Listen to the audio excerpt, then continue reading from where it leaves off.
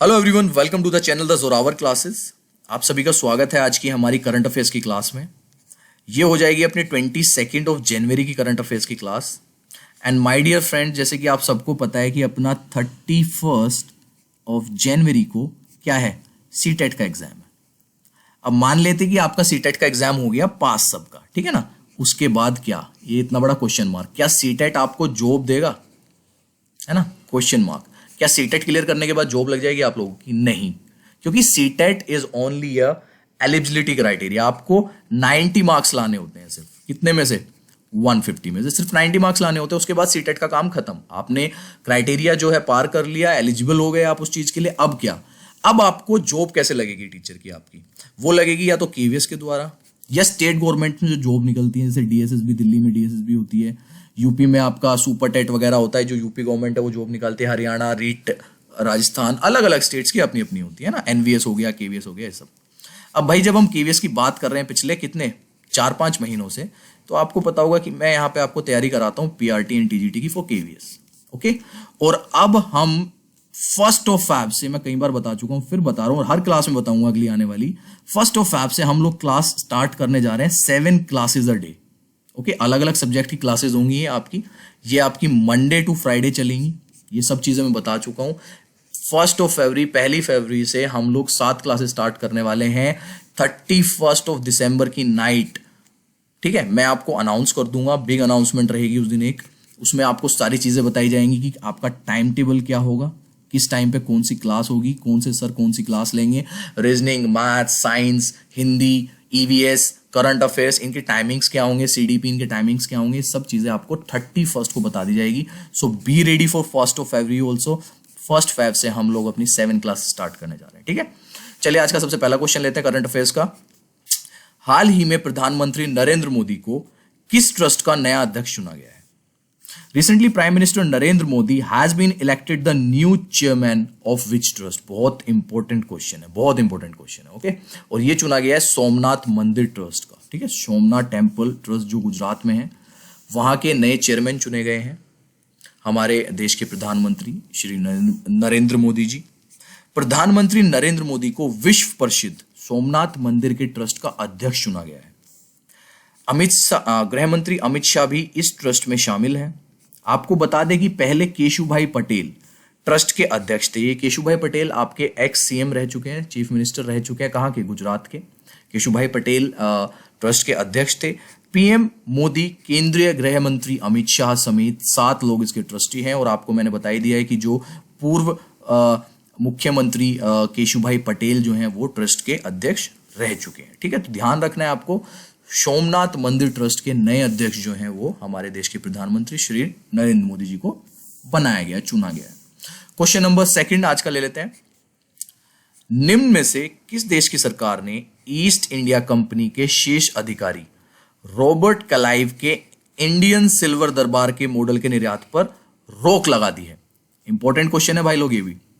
Which of the following country government has banned the export of the model of the Indian Silver Darbar of Robert Clive, the top officer of the East Indian Company? आपको पता होगा east India company कहाँ की थी? Britain की। तो Britain government ने Robert Clive के इंडियन सिल्वर दरबार मॉडल जो था उनका, उस पर रोक लगा दिया, उसके एक्सपोर्ट पे रोक लगा दी गई है। ब्रिटेन की सरकार ने ईस्ट इंडिया कंपनी के शीर्ष अधिकारी रॉबर्ट क्लाइव के इंडियन सिल्वर दरबार के मॉडल के निर्यात पर रोक लगा दी है। हालांकि यह रोक जो है अस्थायी है। इस दरबार में गुलाब जल का फव्वारा, पानदान और हुक्का भी है। इस दरबार की मौजूदा कीमत लगभग 7,30,000 पाउंड यानी कि करीब 7.25 करोड़ रुपए है। माना जाता है कि यह मुगल कालीन दरबार की झांकी है जो रॉबर्ट क्लाइव ने तैयार करवाई थी। बहुत इंपॉर्टेंट क्वेश्चन है ये भी, आपसे पूछा जा सकता है कि किस देश ने रॉबर्ट क्लाइव के इंडियन सिल्वर दरबार के मॉडल के निर्यात पर रोक लगा दी उसके एक्सपोर्ट पे? तो यह है ब्रिटेन। क्वेश्चन नंबर 3 ले लेते हैं आज का। बहुत इंपॉर्टेंट क्वेश्चन है भाई लोग, सुपर इंपॉर्टेंट क्वेश्चन, क्योंकि अगर आप न्यूज वगैरह देखते हैं तो उसमें आपने देखा होगा ये क्वेश्चन आजकल आ रहा है। गुजरात सरकार ने हाल ही में ड्रैगन फ्रूट का नाम बदलकर क्या रखने की घोषणा की है? The Gujarat government has recently announced the renaming of the dragon fruit. और ये किया उन्होंने कमलम फ्रूट, ड्रैगन फ्रूट का नाम बदलकर कमलम फ्रूट किया है। जो मुख्यमंत्री हैं विजय रूपानी जी, उनके द्वारा ये अनाउंसमेंट की गई है गुजरात के।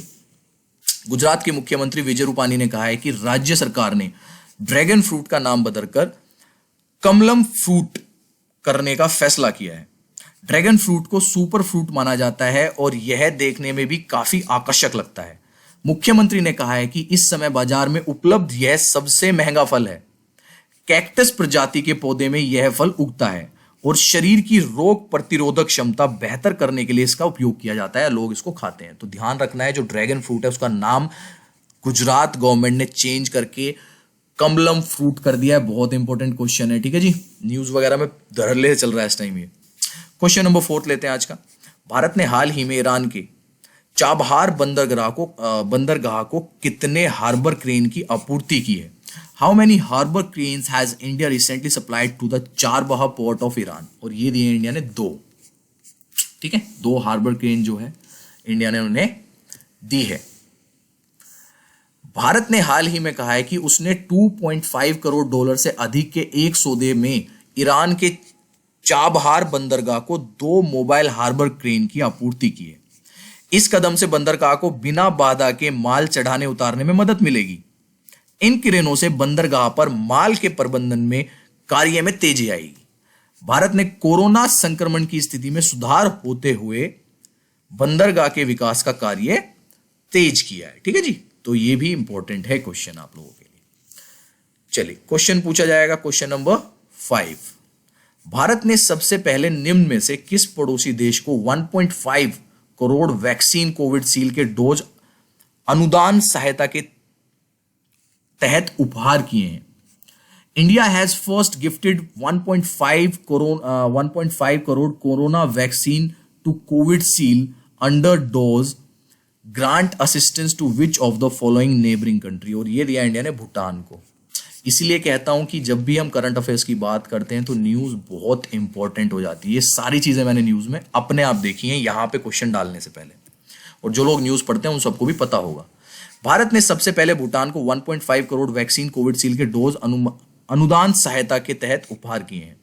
सीरम इंस्टीट्यूट की यह कोविडशील्ड वैक्सीन मुंबई के छत्रपति शिवाजी महाराज इंटरनेशनल एयरपोर्ट से 20 जनवरी 2021 को भूटान के थिम्फू के लिए रवाना हुई। बता दें कि भारत दुनिया के सबसे बड़े दवा उत्पादक देशों में से एक है और कोरोना वायरस का यह टीका खरीदने के लिए काफी देशों ने भारत से संपर्क किया है। तो भारत ने अपनी पहली भेंट एज अ गिफ्ट भूटान को 1.5 करोड़ कोरोना वैक्सीन कोविडशील्ड दी है। Question number 6। किस राज्य के राज्यपाल आरिफ मोहम्मद खान ने 1 स्कूल 1 IAS योजना का उद्घाटन किया? Again very important question.